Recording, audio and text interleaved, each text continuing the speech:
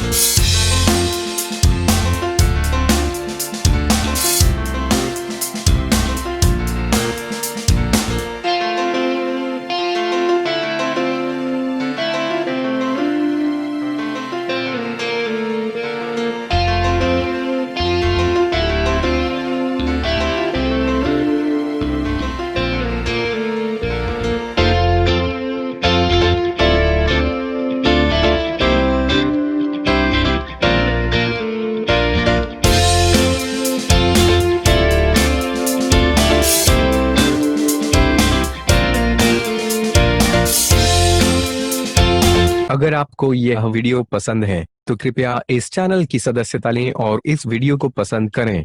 अगर आपके पास वीडियो के लिए कोई सुझाव है तो कृपया टिप्पणी करें।